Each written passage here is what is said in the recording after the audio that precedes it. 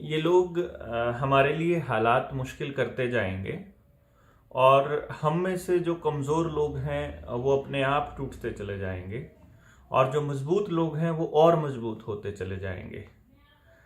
जब पब्लिक के अंदर हम लोग रहेंगे और लोगों से जब हम बात करेंगे तो बहुत सारे सवालात उठेंगे और उन सवालों के जब जवाब हम ढूंढने निकलेंगे तो और भी बहुत सारे सवालों के जवाब हमको खुद ब खुद मिलते चले जाएंगे।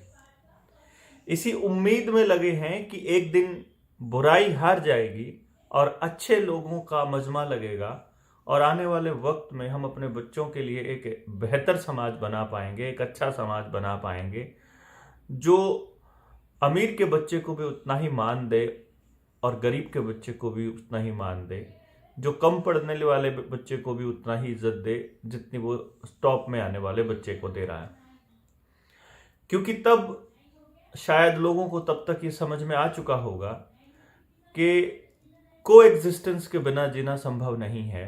आपने अकेले अकेले सारी कोशिशें करके देख ली, आपने पैसा कमा कर देख लिया, आपने मल्टीनेशनल कंपनी के अंदर नौकरी करके देख ली, आपने दहेज में बहुत सारा पैसा भी लूट के देख लिया लड़की वालों से, आपने अपनी झूठी मान प्रतिष्ठा के लिए कत्लेआम भी मचा कर देख लिया, आपने भाइयों की ज़मीनों पर कब्जा करके भी देख लिया, आपने अपने अपने हर वो काम करके देख लिया जो लगता था कि शायद गहने पहनने से इज्जत बनेगी, ज़मीनें खरीदने से इज्जत बनेगी या इस तरह से पता नहीं अपनी एक्सेप्टेंस के लिए आदमी क्या क्या नहीं करता है, जो उसे लगता है कि समाज मुझे इस रूप में एक्सेप्ट करेगा। तब तक आप वो सब कुछ ट्राई कर चुके होंगे और आखिर में आपको सिर्फ एक ही चीज समझ में आएगी कि प्यार, प्रेम, को एग्जिस्टेंस और सबके भले के बिना आपका भला संभव नहीं है। तो आपको चैन नहीं पड़ने वाला अगर दुनिया में कोई दूसरा आदमी आपकी वजह से परेशान है तो। चाहे आप जितने मर्जी सत्संग घूम लीजिए, चाहे आप जितने मर्जी दान कर लीजिए, चाहे आप जितने मर्जी भजन कर लीजिए, चाहे आप जिस मर्जी धर्म को अपना लीजिए, चाहे आप जिस मर्जी पंथ के साथ लगिए, कोई आपका गुरु हो आपको कोई माफ नहीं करने वाला। क्योंकि आप जब तक अपने आप को माफ नहीं करेंगे, आप जब तक समाज के लिए काम नहीं करेंगे, तब तक आपका जीना व्यर्थ है। ये बात तब तक आपको समझ में आ चुकी होगी।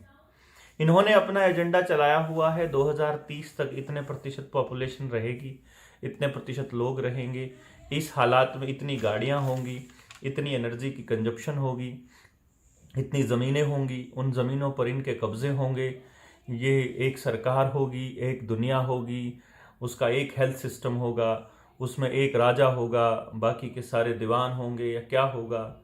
आर्टिफिशियल इंटेलिजेंस उनकी निगरानी करेगी, हर आदमी की हर गतिविधि के ऊपर आर्टिफिशियल इंटेलिजेंस के जरिए, हाई रेजोल्यूशन सीसीटीवी कैमरास के जरिए, शरीर में गए हुए प्रोडक्ट्स के जरिए, उनकी आरएफआईडी के जरिए, उनके मोबाइल के जरिए, उनके घरों के ऊपर सर्वेलेंस के जरिए, और मतलब हर आदमी की मूवमेंट के ऊपर सर्वेलेंस रखी जाएगी। अब इन्होंने ये वो प्लान बनाए हुए हैं जिनको हम लोग न्यू वर्ल्ड ऑर्डर के गुंडे कहते हैं। लेकिन कुदरत के अपने प्लान होते हैं और कुदरत के उन योजनाओं के सामने ये पहले भी फेल होते आ रहे हैं और ये आगे भी फेल होंगे, ऐसा हमारा मानना है। उसमें ये षड्यंत्र करते रहेंगे। जैसे अभी अभी इन्होंने क्या किया कि किसानों के तीनों कानून जो कि बिना चर्चा के ही इन लोगों ने पास किए थे ऑर्डिनेंस के जरिए, और इन्होंने बिना चर्चा के ही इनको फिर से निरस्त भी कर दिया। और वो कानून, वो जो बिल था इनको निरस्त करने वाला, वो लोकसभा में भी पास हो गया। कुल मिलाकर के 3 मिनट लोकसभा में लगे और 3 मिनट राज्यसभा में लगे और वो कानून पास हो गया बिना चर्चा के। ना इन्होंने उस कानून को बनाने से पहले चर्चा की किसी से, ना उनको निरस्त करने से पहले। और उस बेशरम आदमी ने किसानों से माफी भी मांग ली और ये कहा कि हम कुछ किसानों को समझा नहीं पाए। और ये चीजें आम आदमी भी समझ रहा है, कोई दिक्कत नहीं है। साथ ही सरकार ने ये कहा कि हमारे पास किसान आंदोलन में कितने लोग मरे इसका कोई आंकड़ा नहीं है, इसीलिए हम आपको मुआवजा नहीं दे सकते। साथ ही उन्होंने 5 लोगों की कमेटी मांगी है कि आप 5 आदमी दे दो हमें जो एमएसपी पर गारंटी का कानून बनवाने में मदद करेंगे, हम वो भी बना देंगे। जितनी जल्दबाजी सरकार ने की हुई है किसानों को यहां से उठाने की, वहां से आपको अगले किसी बड़े षड्यंत्र की बू नहीं आ रही? मुझे तो आ रही है। आपको पता नहीं कब समझ में आएगा, लेकिन मुझे ये दिख रहा था।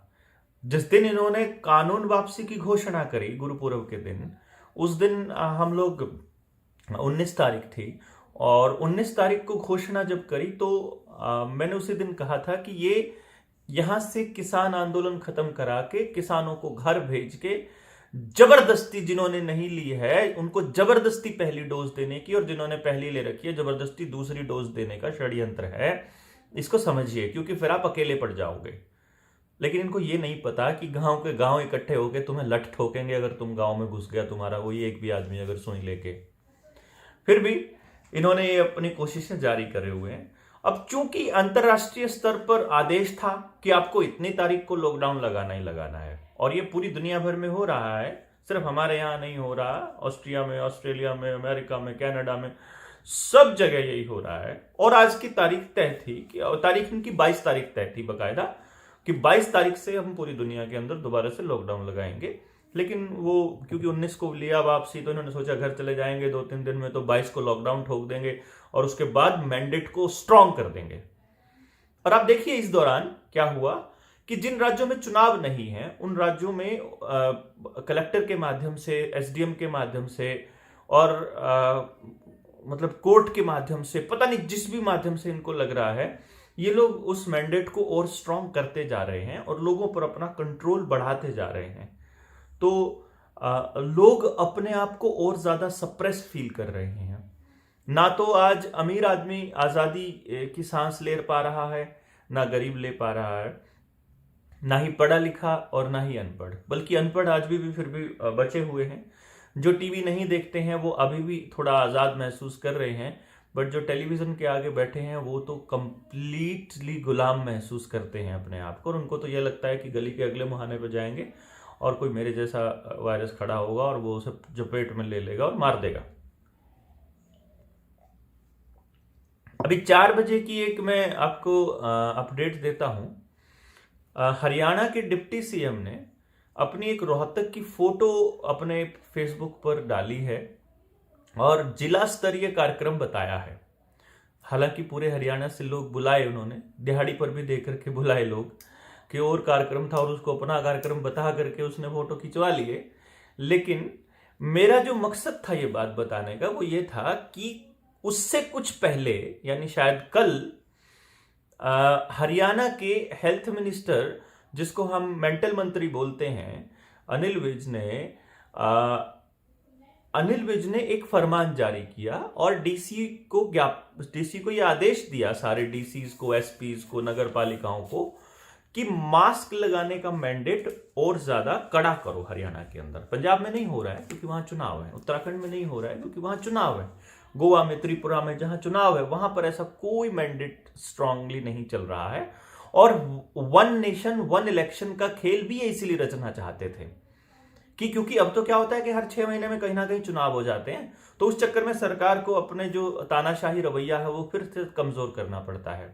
पंचायतों के चुनाव इन्होंने डिले किए हुए हैं, जिला पार्षद के डिले किए हुए हैं, और ब्लॉक समिति के डिले किए हुए हैं। इन्हीं चुनावों को फिर एमएलए वाले के साथ कर देंगे, इन्हीं को फिर पार्लियामेंट के साथ कर देंगे। तो इनका प्लान ये है कि किसी भी तरह से हम 1-2 प्लान के बाद चुनाव जो है वो एक ही दिन हो जाए पूरे देश के अंदर। तो ऐसे हर 6-7 महीने बाद फिर चुनावों में फिर कोई खरीदना पड़ता है, फिर कोई मनाना पड़ता है, फिर उसको प्रॉमिसेस करने पड़ते हैं, तो ये चलता रहता है। इसलिए अब क्योंकि पंजाब में चुनाव नहीं है तो वहां ऐसा कोई मैंडेट नहीं दिया है वहां के मुख्यमंत्री ने, क्योंकि पता है कि तुम्हारे को अब लग जाएंगे लठ, तुम गांव में घुस नहीं पाओगे अगर तुमने इस तरह का कोई ड्रामा किया तो। और हरियाणा में क्योंकि चुनाव 2024 में है, तो हरियाणा में मतलब यूपी में नहीं है। आपको मैं बताऊं, ये वाला मैंडेट कि आप मास्क लगाना कंपलसरी अगर आपको चलान होंगे, ये यूपी में नहीं है, ये उत्तराखंड में भी नहीं है, क्योंकि वहां चुनाव है अब अगले साल, मतलब अगले जो फरवरी में हो जाएंगे। तो जहां पर चुनाव हो चुके हैं, जहां अभी नजदीक में चुनाव नहीं है, वहां इनके ये फरमान, तुगलकी फरमान लगातार जारी हैं। और उधर से मेंटल मंत्री ने अपना मतलब फरमान जारी किया कि आपको लगाना पड़ेगा मास्क, और इधर अगले ही दिन जो है डिप्टी सीएम ने ये बड़ी सभा कर दी और इसके अंदर कोई मास्क वगैरह नहीं लगाया हुआ था। मैं ये इसलिए नहीं बता रहा हूं कि उनके ऊपर चालान करो, मैं सिर्फ इसलिए बता रहा हूं कि ये मास्क वाला ड्रामा इनका चलना था।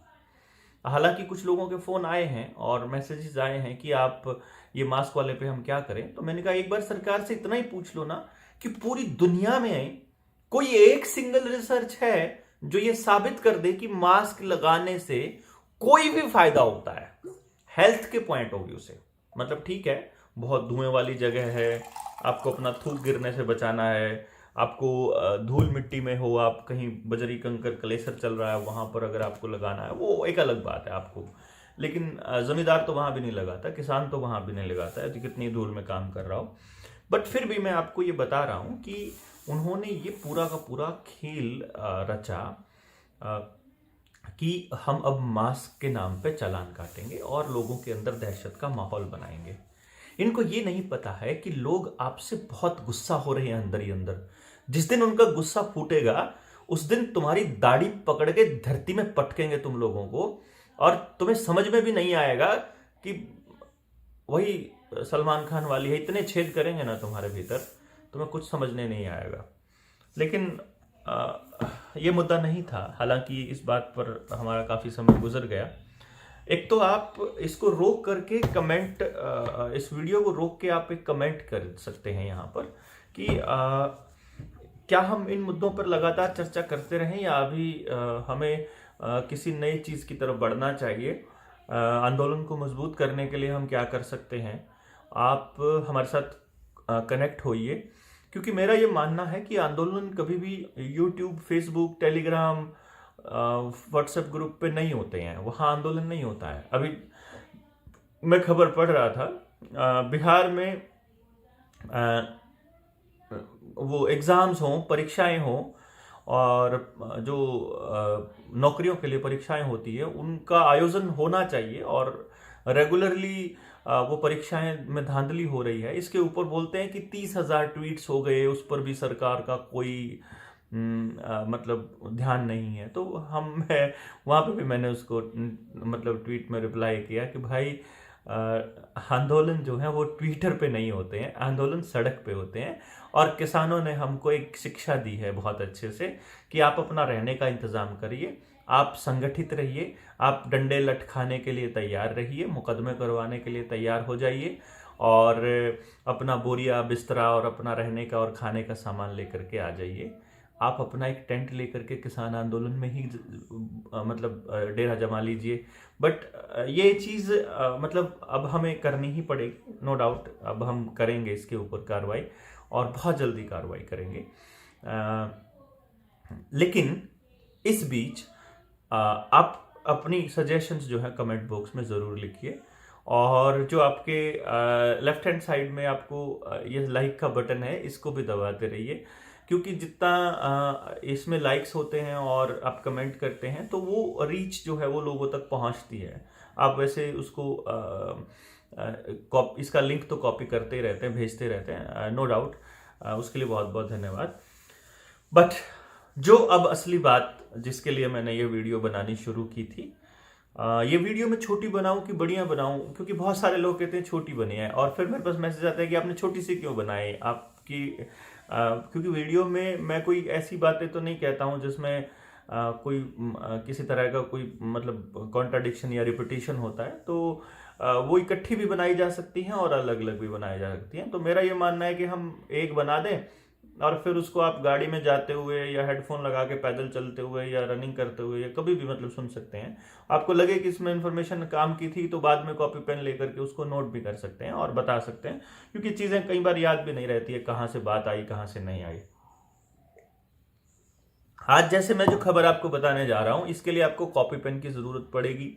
जब लोगों को आप बताओगे तो आपको ढूंढना पड़ेगा और फिर वो वेबसाइट पे भी जाना पड़ेगा, फिर आपको उसका लिंक मुझसे भी मांगना पड़ सकता है, तो आप मुझसे भी लिंक मांग सकते हैं व्हाट्सएप पे कि वो जो डॉक्टर पैब्लो कैमरा की जो रिपोर्ट है वो हम पे भेज दीजिए, और मैं उसके ऊपर आपको बताऊंगा, क्योंकि ये ऑस्ट्रिया का किस्सा है और वहाँ पर यूनिवर्सिटी ऑफ एल्मेरिया को ये लोग ALMARIA भी लिखते हैं और ALMEIRA भी लिखते हैं। स्पेन की बात हो रही है, ये स्पेन में है। वहाँ एक स्पेशल डिपार्टमेंट है, ग्राफीन के स्पेशलिस्ट रहे हैं doctor Pablo Campra, Pablo PABLO CAMPRA, ये रहे हैं ग्राफीन के स्पेशलिस्ट। और इन्होंने अपनी PhD के अंदर एक जो इनकी रिसर्च थी वो ये थी कि ग्राफीन ऑक्साइड को ग्राफीन हाइड्रोक्साइड में कन्वर्ट किया था इन्होंने, और उस ग्राफीन ऑक्साइड के स्पेशलिस्ट हैं। तो इसीलिए जब इन्होंने उस डेथ जैब की, मैं इसे डेथ जैब बोल रहा हूं, मौत की सुई, मौत का टीका, तो जब इसकी इन्होंने माइक्रो रेमन स्पेक्ट्रोस्कोपी की, माइक्रो रेमन स्पेक्ट्रोस्कोपी ये एक्चुअली फ्रीक्वेंसी बेस्ड टेस्टिंग होती है कि उस ऑब्जेक्ट का पता लगाने के लिए, फ्रीक्वेंसी को चेक करने के लिए। तो जब उन्होंने पता की तो रिसेंटली उनको पता लगा कि एक्चुअली जो ये आपको लगाया जा रहा है इसके अंदर ग्राफीन ऑक्साइड नहीं है। मेरी जो सबसे पहले वाली वीडियो वायरल हुई थी उसमें मैंने बोला था कि इसमें ग्राफीन ऑक्साइड है, क्योंकि तब तक ग्राफीन ऑक्साइड दिख रहा था लोगों को। ग्राफीन एक्चुअली क्या है, एक कार्बन का ही स्ट्रक्चर है। ग्राफीन कार्बन का ही मॉलिक्यूल होता है एक तरह से, ये समझो आप। और एक एटम जितना पतला एक वो होता है, और उसका ऐसे हेक्सागोनल स्ट्रक्चर होता है इस टाइप का, मतलब ये प्लेट्स होती हैं। ये बीच में जो ये मैंने यहाँ पे ये जो ये इलेक्ट्रॉन्स बनाए हैं, इलेक्ट्रॉन्स फ्री होते हैं मूव करने के लिए। और जो ये कॉर्नर्स हैं ये कार्बन है इसमें, तो 6 कार्बन का एक वो बनता है, और इस तरह से एक पूरा का पूरा जैसे लेयर बनती है। तो ये पेपर आप मान के चल सकते हैं कि ये एक ऐसा, ये ग्राफीन इतना ही पतला, मतलब कितना पतला मैं उसका अभी जिक्र करूंगा कितना पतला।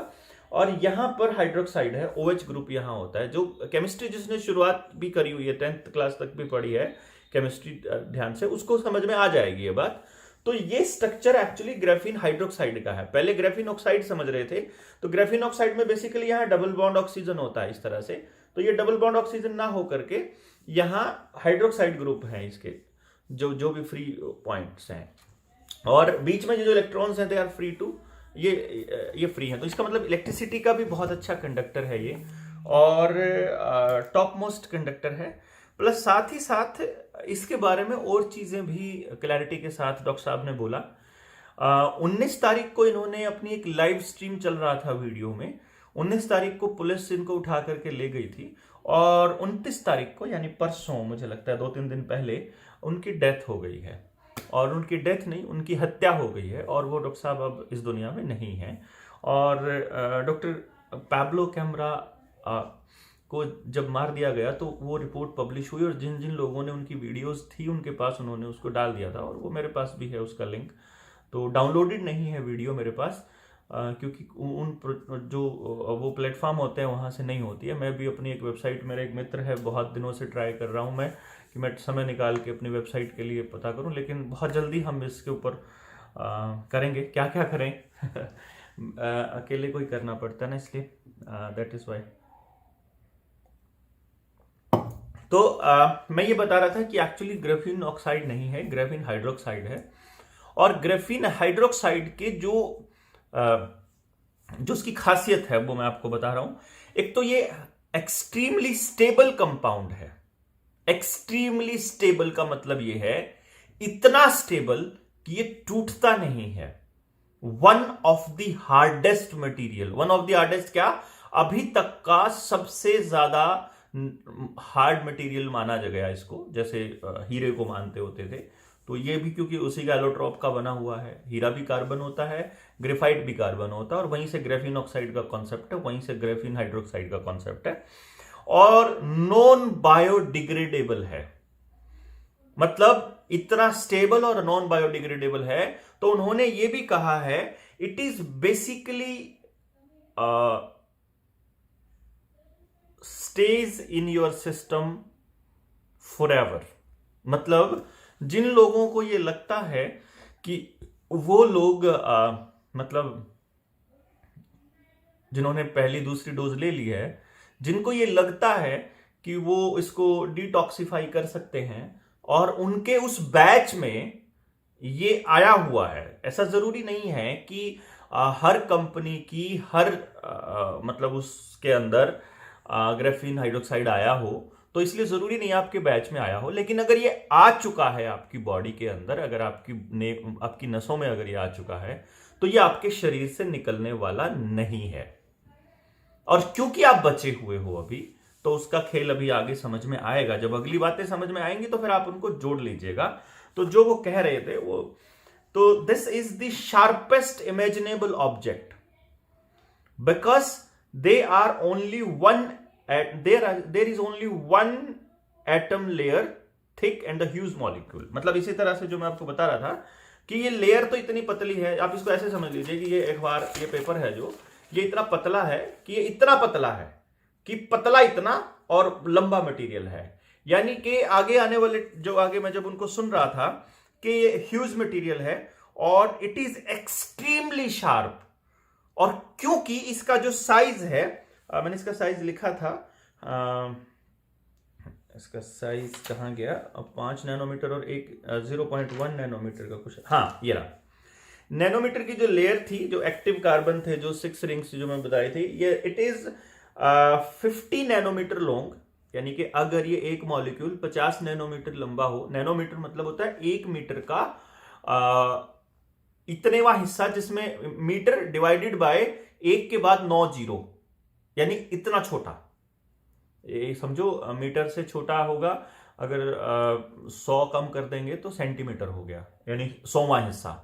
और सेंटीमीटर से फिर 100 कम कर देंगे तो आपका मिलीमीटर हो गया, यानी 4 जीरो तो यहां कट गए मिलीमीटर तक, तो 5 जीरो और रह गई, यानी 1 मिलीमीटर के 10,000वें हिस्से जितना पतला। मिलीमीटर तो आप समझते हैं, जो आपके स्केल के ऊपर जो छोटी छोटी पॉइंट्स होते हैं, वो 1 मिलीमीटर होता है, 1 पॉइंट से 1 पॉइंट, यानी कि हल्का सा छोटा सा। तो उसका 10,000वां हिस्सा अगर उतना लंबा हो, तो then there are 500 rings in a रो।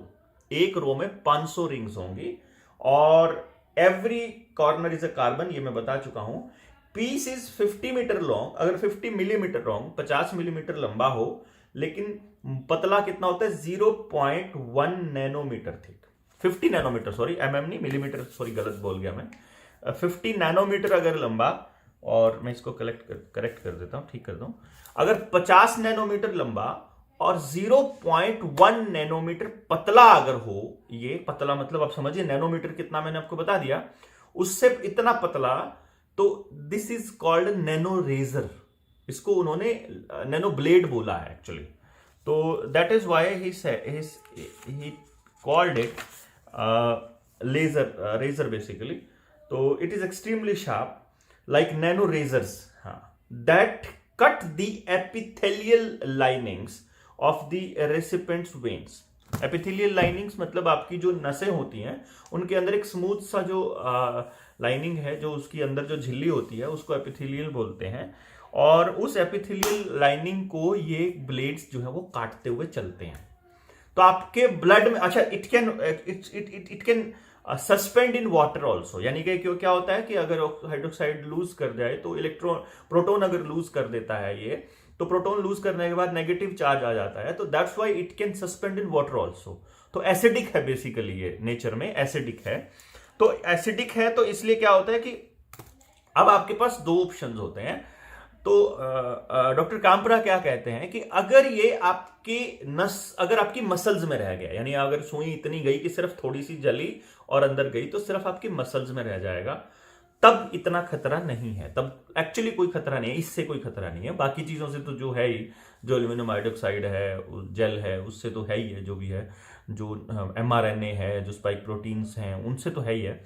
लेकिन ग्रेफीन वाले पॉइंट की, लेकिन अगर ये आपकी नस तक पहुंच गया, यानी अगर आप वो सुई इतनी लंबी है कि या फिर इतनी उस तरह से उस जगह पर है कि वहां नस के अंदर चली गई, इन दैट केस आपके ये ग्रेफीन हाइड्रोक्साइड अगर आपके खून में चला गया, तब वो उसको नहीं छोड़ेगा।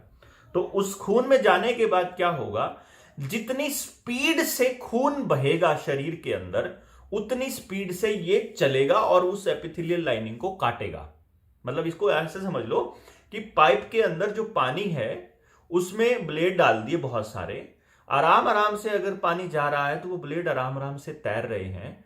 और अगर वो फास्ट मूविंग ब्लेड हो तो वो जो ब्लेड है वो इधर उधर लग लग के उस पाइप के कोरनों को, इसको दीवारों को तोड़ते काटते रहते हैं और इंटरनल ब्लीडिंग होकर के वो मर जाते हैं। और यही कारण रहा कि पिछले कुछ दिनों में या अभी भी जो हो रहा है, जो मेहनत करने वाले बच्चे हैं, यानी जब वो मेहनत कर रहे हैं, जब वो जिम में हैं, जब वो एक्सरसाइज कर रहे हैं, जब वो फुटबॉल ग्राउंड पे हैं, जब वो टेनिस ग्राउंड पे हैं, जिस टाइम उनके शरीर में खून बड़ी तेजी से दौड़ रहा है, उस टाइम पे वो मतलब या तो उनको सीजर्स पड़े हैं उस टाइम। इसमें मैंने बोला कि जिन लोगों को इस तरह से अचानक से मतलब वो अमृत प्याला पीने के थोड़ी सी देर के बाद ही जिनको हार्ट अटैक या मौत का सिम्टम, सडन डेथ हुई है, उनको पहले दौरा सा पड़ा है, लाइक उनके नाक में से खून भी आया है और इस तरह की चीजें हुई हैं। तो इन्होंने ये बात बोला है कि ये cause of the blood clots and sudden death observed in so many athletes lately. जो अभी थोड़े दिन पहले जो एथलीट्स की जो मौत हुई थी, ये उसका एक बहुत बड़ा कारण था कि वो हैवी काम करने वाले थे। लेकिन आपको टेलीविजन वालों ने लगातार क्या दिखाया कि वो लोग हमें मेहनत नहीं करनी चाहिए, वो मेहनत करने का नुकसान बताने लग गए टेलीविजन वाले। तो ये थोड़ा सा आपको समझना होगा। ये वही टीवी वाले हैं जो पहले इन किसान जो इन खेती के तीनों कानूनों को कहा, इनके लाभ बताया करते थे और अब इनको वापस लेने पे भी लाभ बता रहे हैं। यानी कि ये कानून लाना भी मास्टर स्ट्रोक था अंबानी के कुत्ते का। मैं जानबूझकर बोलता हूं, मैं चाहता हूं कि हम उस आदमी को क्रिटिसाइज करें कि जो तुम गलत कर रहे हो, कि उनको लाना भी मास्टर स्ट्रोक और उनको वापस लेना भी मास्टर स्ट्रोक। ऐसा इतने बेवकूफ हैं क्या हम लोग कि नहीं समझ रहे हैं। तो this is a case of Russian Rowlatt. ये इसी को जो इसमें सस्पेंशन की बात जो मैंने बोली थी आपको, इसको बोला इन्होंने। और पीस अवेन दिस इज। और अगर आप, क्योंकि इन्होंने एक और चीज बात बोली है, अगर आप इसकी टॉक्सिकोलॉजी करेंगे मरे हुए बंदे की, अगर आप इसका पोस्टमार्टम करेंगे या कुछ भी करेंगे तो उस पर नहीं आएगा ये, क्योंकि इसके लिए भी इन्होंने एक वर्ड इस्तेमाल किया था, क्योंकि साइंटिफिक टर्म्स हैं और वो मैं नहीं मुझे पता, लेकिन मैं उसमें लिख भी दूंगा, अपने उस मैसेज में लिख दूंगा कि जिस तरह से इनको चेक किया जाता है, जो टेस्टिंग की जाती है, उस टेस्टिंग में ये नहीं आएगा। रीज़न क्या है कि टॉक्सिकोलॉजी में ग्रेफीन हाइड्रोक्साइड नहीं आता है। जो मेथड जो यूज़ किया जाता है टॉक्सिकोलॉजी का, उसमें ये बिल्कुल भी नहीं आएगा। तो आपको मौत के कारणों का पता नहीं चलेगा, तो कोई भी आपको ये नहीं बता पाएगा कि ये आपको पहली डोज दूसरी डोज लेने से हुआ है। तो ऑस्ट्रिया के अंदर सबसे पहला देश था जिसके अंदर मैंडेट चालू किया था, मेडिकल मैंडेट, कि आपको कंपलसरी लेनी ही पड़ेगी, और जिसके अंदर मिस्टर शेलनबर्ग जो इसके मतलब उनके राष्ट्रपति हैं कि प्रधानमंत्री हैं, उनको बोला इन्होंने कि इनको लेटेस्ट। तो ये जो पॉइंट था वो मैंने शायद रख दिया है। It can be it biodegradable nano structure best, it can best be described as the razor blades. हाँ, वो सब मैं आपको बोल चुका हूँ। तो हाँ, ये बिंदु थे जो मैं आपके सामने रखना चाह रहा था कि क्या नुकसान है लेने का। और उसके कुछ ही मिनटों के बाद जब देखिए क्या होता था कि अभी से पहले मुझसे कोई पूछता था कि सर मुझे क्या दूसरी डोज लेनी चाहिए, तो मैं उसे ये कह रहा था कि तुम अगर बचे हुए हो तो बहुत अच्छी बात है। शायद तुम्हारे वाले बैच में वो मटेरियल नहीं आया होगा, फिर तीसरे में आ जाएगा, फिर दूसरे में आ जाएगा, तो तुम अभी बचे हुए हो तो कुदरत का करिश्मा है कि तुम्हारा बैच ऐसे सामान का था। तो आप अगर कोई मुझसे पूछता है कि क्या हमें अगली डोज लेनी चाहिए, तो बिल्कुल खड़ा होकर के नो कहना पड़ेगा। हालांकि मैं इतना समझता हूं कि जिन्होंने ये ले ली है वो अंदर से बिल्कुल टूटे हुए महसूस करते हैं, लेकिन फिर भी आपको ये फाइट तो करनी पड़ेगी। अपने लिए ना सही, अपनी अगली पीढ़ी के लिए सही, लेकिन ये फाइट तो आपको करनी पड़ेगी। और आज नहीं तो कल नहीं तो परसों आपको आंदोलन के अंदर आना ही पड़ेगा। और मुझे भी लगता है कि अब बहुत ज़्यादा दिन मतलब हम लोग लुका छिपी का खेल नहीं खेल सकते। हम व्हाट्सएप ट्विटर पे ये आंदोलन नहीं जीत पाएंगे और हमें आमने सामने आकर के सरकारों से सवाल पूछने ही पड़ेंगे। आपको अपने अपने इलाके में, अपने अपने शहरों में मेहनत करनी पड़ेगी। आप ये सोचो कि कोई भी आदमी आपको काम करके नहीं देगा। तो मैं समझता हूँ कि आप जब घूमेंगे फिरेंगे तो आपको पता चलेगा कि कितने सारे चीज़ें थी जो आपके अंदर काबिलियत थी, वो तब आएंगी जब आप बाहर जाएंगे, आपको सपोर्ट ना मिले। मतलब जैसे अगर कोई मान लो आपका बच्चा है, आपका बच्चा अगर चलते चलते गिर जाता है, आप उसे बार बार उठाएंगे भाग करके, तो वो फिर हर बार गिरते ही आपकी तरफ देखेगा कि आप उठाएंगे। लेकिन अगर आपने उसे 2-4 बार गिरने के बाद नहीं उठाया है तो उसे पता चल जाएगा कि मुझे खुद ही उठना है, और उसके बाद वो गिरेगा भी नहीं, ध्यान भी रखेगा, और उसके बाद वो खुद भी इतना खुद मजबूत महसूस करेगा खुद को कि मैं अपने आप उठ जाऊंगा कोई भी दिक्कत होगी तो। इसलिए मेरी गुजारिश है आपसे कि आप कोर्ट के, कचहरियों के, आरटीआई दफ्तरों के चक्कर काटने शुरू कीजिए। आप अपने लेवल पर इन्वेस्टिगेशन कीजिए, अपने लेवल पर रिसर्च कीजिए, लोगों को कनेक्ट करिए। क्योंकि जिस वक्त अभी तो रैलियों में जाने के लिए लोग दिहाड़ियां दे देते थे, लेकिन अब आपको आंदोलन के लिए कोई पैसे नहीं देगा, कोई फंडिंग नहीं देगा। तो आपने बहुत पैसे कमा रखे हैं, लेकिन ये पैसे किसी काम नहीं आने वाले हैं अगर आपकी हेल्थ ठीक नहीं है, अगर आपके परिवार में प्यार नहीं है, अगर आज़ादी नहीं है, तो क्या करेंगे हम उन पैसों का? कि ये नॉर्मल नहीं होने वाला है। अगर आप नहीं बोले तो 2030 तक ये नॉर्मल नहीं होने वाला है। आपको इस नॉर्मल लाइफ के लिए फिर से फाइट करनी पड़ेगी अगली जनरेशन्स के लिए। और जितनी जल्दी हम लोग इकट्ठे होते हैं, जितनी जल्दी हम लोग अपना स्वार्थ छोड़ करके इस मुहिम में लग जाते हैं, उतना आसान होगा हमारे लिए लड़ाई लड़ना। तो जो मैं एक एग्जाम्पल और दे रहा था इसके बीच में ना, कि पहले हमारे गाँव में ना, हरियाणा के गाँव में, बाकी जगह पे भी ऐसा ही था, बिजली के बिल थे वो 200-400 रुपये आते थे और 6 महीने में एक बार आते थे। और इन्होंने लालच दिया ये कह करके कि आपकी बिजली 24 घंटे मिला करेगी और आपको मीटर जो है वो बाहर लगवाने पड़ेंगे। कुछ गांव थे इकट्ठे होकर के जिन्होंने उनको जूते मार के बाहर भगा दिया बिजली विभाग वालों को, और उन गांवों के मीटर अंदर ही लगे हुए हैं, और कुछ गांव, बहुत सारे गांव में इन्होंने बाहर लगवा दिए मीटर। तो आज जिन गांवों में बाहर लगे हुए हैं मीटर, उनमें भी उतनी ही लाइट आती है जिनमें अंदर लगे हुए हैं, और जिनमें बाहर लगे हैं उनके बिल आते हैं 3-3 हज़ार, 4-4 हज़ार, और जिन लोगों ने संगठित होकर के इनको भगा दिया था उनके बिल अभी भी 200-300 ही आते हैं, और लाइट दोनों गाँव में बराबर आती है। इस बात को समझिए। जो नए मीटर हैं इनमें भी गड़बड़ है, ये कंपनियों के साथ सेटिंग है, इनका हिस्सा जाता है नेता लोगों को। मतलब ये इतने लालची लोग हैं कि थोड़े से पैसे कंपनियां दे देती हैं तो ये अपने लोगों की ही जान के दुश्मन बन जाते हैं। तो बिजली कंपनियां इनको खूब पैसा देती हैं, और दिल्ली इसका एक एग्जाम्पल है। हालांकि अरविंद केजरीवाल जो है वो भी इस न्यू वर्ल्ड ऑर्डर का हिस्सा है, लेकिन बिजली के बिलों को मतलब उन्होंने रोका हुआ है। और पूरी इसलिए क्योंकि जब देखते हैं कि इतना खर्चा होता ही नहीं है जितना ये लोग मांगते हैं, तभी तो पता लगेगा ना कि ये लोग वाकई में मतलब लोगों को सर्विस दे भी रहे हैं कि नहीं जितना पैसा ले रहे हैं। तो आगे जो बिल पास होने वाले हैं वो भी हमारी गुलामी तय करने वाले हैं। तो इसलिए ये किसानों को जल्दी से घर भेजना चाहते हैं ताकि ये चुपचाप बाकी के बिल पास कर दें इस शीतकालीन सत्र में।